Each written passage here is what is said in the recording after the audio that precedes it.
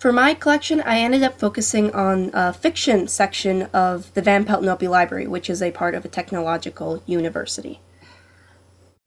I specifically focused on the Library of Congress subject heading PS, which means American Literature. I accidentally took this to mean both American and English literature, and thus had ended up suggesting The Hobbit in my acquisitions collection. Oops. But while American literature doesn't have Tolkien, we do have Mark Twain, Faulkner, Hemingway, and Edgar Rice Burroughs, so we're pretty well set. Also in this section, we have poetry. This Getting Drunk with the Birds, unfortunately, was not written by Robert Frost, but a guy named Richard Frost. And that poem you see is actually about the Leaning Tower of Pisa. Short stories are also a part of the collection. Whether it be individual collections, like, Bradbury collections or collections of Isaac Asimov. But it also has this series of the best of American short stories, as you can see here. And it's a run that, it changed its name along the way. It ran from 1918 to 2000, or at least this is what the Van Pelt Noppy has in its collection. In this collection, there are also books that analyze the authors and authors' works.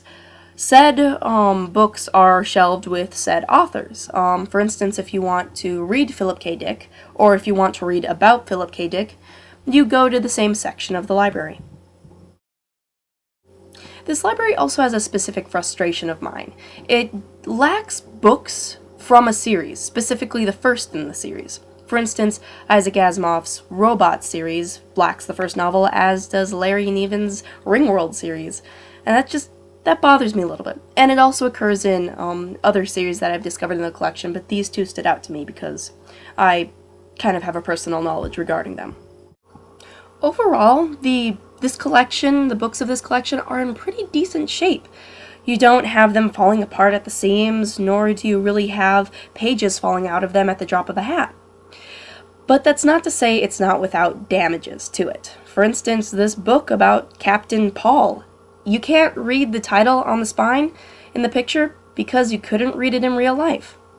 Also, the majority of the damages caused to these books were generally right at the top of the spine, which I'm assuming is from people trying to kind of pluck them off the shelf with a finger or two, because some of them are too tightly wedged in to get your fingers around the side.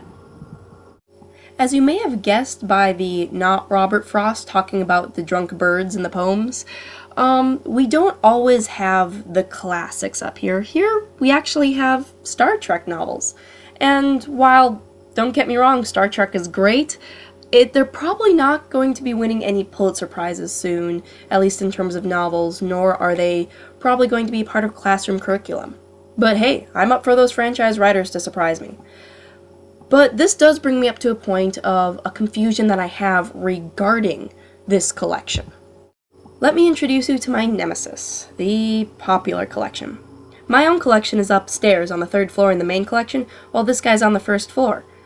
And here you'll find the likes of James Patterson, George R.R. Martin, Clive Cussler, those guys. You also have the likes of Dan Brown, Barbara Kingsolver, Robert Ludlum, Stephen King, all of which who are great authors to have in the popular collection. But there is one confusing thing for me. Why are they also in the main collection, the collection that I'm looking at and trying to work out?